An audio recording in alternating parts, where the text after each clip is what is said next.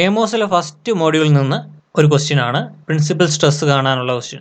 അത് സാധാരണ എല്ലാ ക്വസ്റ്റ്യൻ പേപ്പറിലും കാണാറുള്ള ഒരു ക്വസ്റ്റ്യൻ ആണ്. ഇതിൽ വേണ്ടത് principal stress, maximum shear stress, principal stress direction. അപ്പോൾ ക്വസ്റ്റ്യൻ നോക്കാം. The state of stress at a point is given by sigma x equal to 70 megapascal, sigma y equal to 10 megapascal, sigma z equal to minus 20 megapascal, tau xy equal to minus 40 megapascal, tau yz equal to tau zx equal to 20 megapascal. Determine the principal stresses, maximum shear stress and maximum principal stress direction.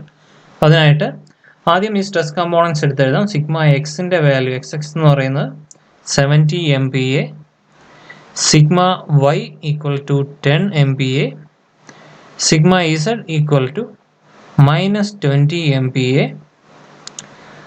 tau xy equal to ഇത് തന്നെയാണ് tau yx-ഉം. എന്താണ് equality of cross shear പ്രകാരം എന്താവും? tau xy equal to tau yx ആണെങ്കിൽ equal to -40 MPa. അതുപോലെ tau yz equal to tau zy equal to 20 MPa, tau xz equal to tau zx equal to 20 MPa.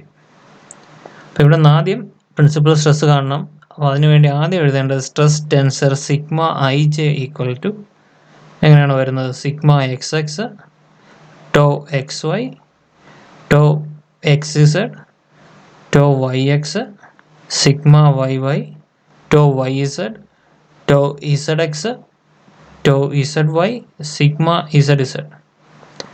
ഇതിൽ തന്നിട്ടുള്ള components എല്ലാം ഉണ്ട്.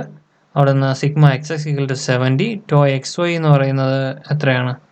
tau xy equal to -40, tau xz equal to 20, tau y x equal to -40, sigma y equal to 10, tau yz equal to 20, tau zx 20, tau zy 20, sigma z equal to -20. അപ്പോൾ ഇവിടെ stress ടെൻസറായി. ഇനി വേണ്ടത് stress invariance ആണ്. കാരണം principal stress കിട്ടുന്നത് ആ cubic ഇക്വേഷനിൽ നിന്നാണ്. Sigma cube -I1 sigma square plus I2 sigma -I3 equal to 0. ഈ ഇക്വേഷൻ സോൾവ് ചെയ്യുമ്പോഴാണ് 3 പ്രിൻസിപ്പൽ സ്ട്രെസ് വാല്യൂസ് കിട്ടുന്നത്. അതിന് I1, I2, I3 ആദ്യം കാൽക്കുലേറ്റ് ചെയ്യണം. I1 എന്താണ്? I1 equal to sum of diagonal elements 70 plus 10 minus 20 equal to 60 MPa. I1 ആയി. I2 എന്ന് പറഞ്ഞാൽ ഡയഗണൽ എലമെൻറ്റ്സിൻ്റെ കോഫാക്ടറാണ്. അപ്പോൾ ഫസ്റ്റ് എലമെൻറ്റിൻ്റെ കോഫാക്ടർ കിട്ടാനായിട്ട് ആ എലമെൻറ്റും അതിൻ്റെ റോയും കോളവും എലിമിനേറ്റ് ചെയ്യുക. ബാക്കി വരുന്നത് ഏതാണ്? 10 × -20, 10 × -20 -20 × 20, -20 × 20 എന്ന് പറയുന്നത് 400. അടുത്ത രണ്ടാമത്തെ എലമെൻ്റ് എടുക്കുക. ഈ എലമെൻ്റ് എടുത്തു കഴിഞ്ഞാൽ രണ്ടാമത്തെ ഡയഗണൽ എലമെൻ്റ് എന്ന് പറയുന്നത് ഈ 10 ആണ്. അതിൻ്റെ റോയും കോളവും എലിമിനേറ്റ് ചെയ്ത് കഴിഞ്ഞാൽ ബാക്കി വരുന്ന ഏതൊക്കെയാണ്? 70 × -20 പ്ലസ് 70 × -20 മൈനസ് 20 × 20, 20 × 20 400. അടുത്ത ലാസ്റ്റ് ഡയഗണൽ എലമെൻ്റ് ആണ് സിഗ്മ ഇസഡ് ഇസഡ്. അതിൻ്റെ കോഫാക്ടർ കാണാനായിട്ട് റോയിൽ കോളവുമുള്ള എലമെൻ്റ് ഡിലീറ്റ് ചെയ്യുക. ബാക്കി വരുന്ന 70 × 10 പ്ലസ് 70 × 10 മൈനസ് -40 × -40 -40 × -40. ഇവിടെ നിന്ന് എന്ത് കിട്ടും? 200. 10 × 20 എന്ന് പറഞ്ഞാൽ 200 minus 400 minus 1400 minus 400 plus 700 minus 1600 equal to 3300 എന്ന് കിട്ടും. ഇതാണ് I2. ഇനി I3 എന്ന് പറഞ്ഞാൽ ഈ സ്ട്രെസ് ടെൻസറിൻ്റെ ഡിറ്റർമിനൻറ്റ്. അപ്പോൾ ഇതിൻ്റെ ഡിറ്റർമിനൻറ്റ് കാണാനായിട്ട് എന്ത് ചെയ്യാം? 70 × ഇവിടെ 20 ആണ്. അപ്പോൾ 10 × -20 -20 × 20. അപ്പോൾ 10 × -20 മൈനസ് 20 × 20 എന്ന് പറയുന്നത് 400 മൈനസ് അടുത്ത രണ്ടാമത്തെ എലമെൻ്റ് എന്ന് പറയുന്നത് -40 മൈനസ് -40 × -40 × -20 -20 × 20 -40 × -20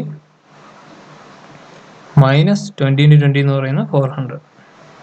അത് 20യുടെ എടുക്കുമ്പോഴേക്കും 20 plus 20 into minus 40 into 20 minus 20 into 10. Minus 40 into 20 minus 20 into 10. ചെയ്യുമ്പോഴേക്കും ഇപ്പോൾ ഡിറ്റർമിനൻ്റ് ഈക്വൽ ടു minus 46,000 എന്ന് കിട്ടും. 46,000 MPa. ഇവിടെ നിന്ന് I1, I2, I3 ആയി. I1ൻ്റെ വാല്യൂ 60 MPa. I2 എന്ന് പറയുന്നത് മൈനസ് 3,300 ചെയ്യുമ്പോൾ മൈനസ് 3,300. I3 എന്ന് പറയുന്നത് minus 46,000.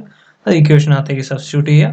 Sigma cube minus 60 sigma square plus minus 3,300 sigma minus I3 എന്ന് പറയുമ്പോൾ എന്താകും പ്ലസ് 46,000 ഈക്വൽ ടു 0. ഇത് കാൽക്കുലേറ്ററിൽ കൊടുത്തു കഴിഞ്ഞാൽ സിഗ്മയ്ക്ക് 3 വാല്യൂസ് കിട്ടും. Sigma 1, sigma 2, sigma 3. അപ്പോൾ അത് ചെയ്യുമ്പോഴേക്കും ആ ക്യൂബിക് ഇക്വേഷൻ്റെ സൊല്യൂഷനായിട്ട് കിട്ടുന്നത് sigma 1 equal to 90.771 mega Pascal,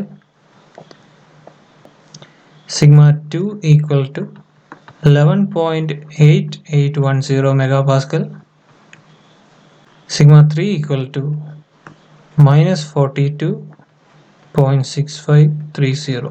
അപ്പോൾ ഏറ്റവും ഹയസ്റ്റ് വാല്യൂ സിഗ്മ 1, അത് കഴിഞ്ഞ് വരുന്ന വാല്യൂ സിഗ്മ 2 ആയിട്ടും ലോവസ്റ്റ് വാല്യൂ സിഗ്മ 3 ആയിട്ടും എടുക്കുക.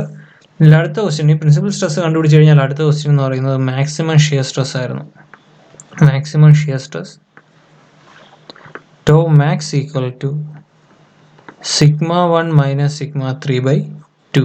അപ്പോൾ സിഗ്മ 1 എന്ന് പറയുന്നത് 90.771 minus sigma 3 minus 42.6530 divided by 2.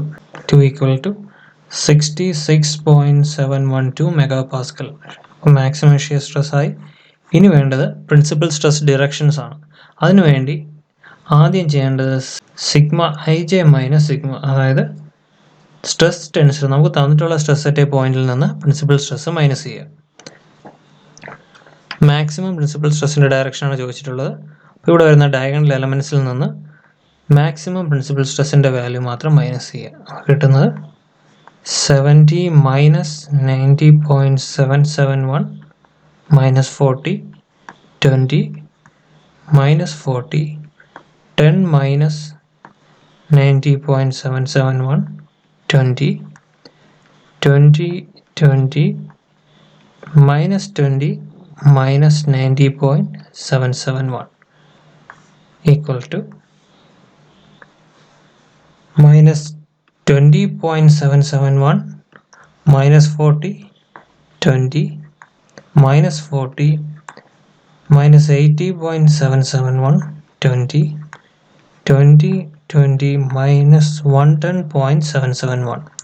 ഈ കിട്ടിയ ഈ ഒരു മെട്രിക്സിൽ നിന്ന് നമ്മൾ A1 B1 C1 എന്ന് പറയുന്ന 3 പുതിയ ക്വാണ്ടിറ്റീസ് ഡിഫൈൻ ചെയ്യുകയാണ്. ഇതിൽ A1 എന്ന് പറയുന്നത് ഫസ്റ്റ് റോ ആണ് ഇതിൽ കൺസിഡർ ചെയ്യേണ്ടത്. ഈ ഒരു റോ കൺസിഡർ ചെയ്യുമ്പോഴേക്കും ഫസ്റ്റ് എലമെൻറ്റിൻ്റെ കോഫാക്ടർ, അപ്പോൾ ഫസ്റ്റ് എലമെൻറ്റിൻ്റെ കോഫാക്ടർ എന്ന് പറഞ്ഞാൽ അതിൻ്റെ റോയും കോളം ഒഴിവാക്കുക, ബാക്കി വരുന്ന ഇത്രയും മാത്രം കൺസിഡർ ചെയ്യുക.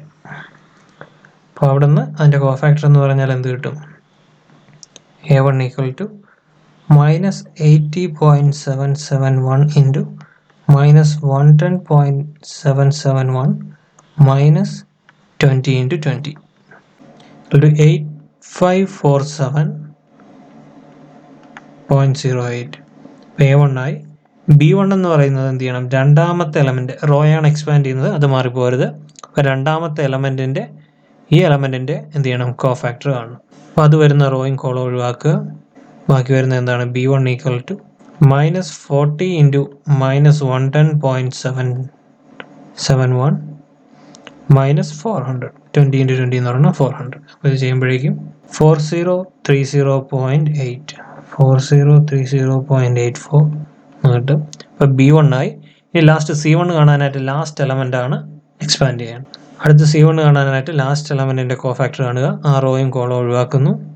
Last C1 equal to minus 40 into 20 minus 20 into minus 80.771 equal to 815.42. ഇപ്പോൾ ഇവിടെ നിന്ന് A1 B1 C1 ആയി.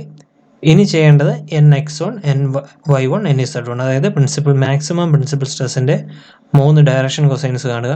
അപ്പോൾ nx1 equal to a1 by root a1 square plus b1 square plus c1 square. അതുപോലെ ny1 equal to b1 by root a1 square plus b1 square plus c1 square. nz1 equal to c1 by root a1 square plus b1 square plus c1 square. അപ്പോൾ A B സിയുടെ value അറിയാം. a1 equal to a1ൻ്റെ value 8547.08, b1 equal to 4030.84, c1 equal to 815.42. അപ്പോൾ ഇത് substitute ചെയ്ത് കഴിഞ്ഞാൽ nx1 equal to 8547.08 divided by root of 8547.08 square plus 4030.84 square plus 815.42 square ചെയ്യുമ്പോഴേക്കും 0.9011 എന്ന് കിട്ടും nx1. ny1 എന്ന് പറയുന്നത് b1 equal to 4030.84 divided by root 8547.08 square plus 4030.84 square plus 815.42 square. ഇത് ചെയ്യുമ്പോഴേക്കും ny1 ഈക്വൽ മൈനസ് 0.425 എന്ന് കിട്ടും. അതുപോലെ nz1 equal to 815.42 divided by root 8547.08 square plus 4030.84 square plus 815.42 square.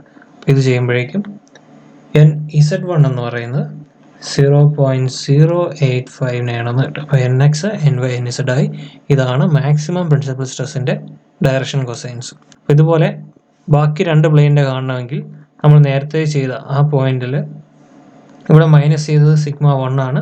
ഇതിന് പകരം എന്ത് ചെയ്യണം? σ2 മൈനസ് ചെയ്യുക. സെയിം പ്രൊസീജിയർ വീണ്ടും റിപ്പീറ്റ് ചെയ്യുക. അതുപോലെ σ3യുടെ ഡയറക്ഷനാണ് കാണുന്നുണ്ടെങ്കിൽ ഇവിടെ 90ക്ക് പകരം -42.630 കൊടുക്കുക.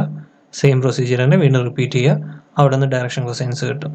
ഇപ്പോൾ കിട്ടിയ nx, ny, nz നിന്ന് nx1 എന്ന് പറഞ്ഞാൽ cos θx1 ആണ്. അപ്പോൾ cos ഇൻവേഴ്സ് ചെയ്ത് കഴിഞ്ഞാൽ അതിൻ്റെ ആംഗിൾ കിട്ടും. അതുപോലെ 3 ഡയറക്ഷൻ കൊസൈൻസിനും ചെയ്യാം. ഇത് തന്നെ 3 പ്രിൻസിപ്പൽ സ്ട്രെസ്സിനും ചെയ്യാം. Thanks for watching.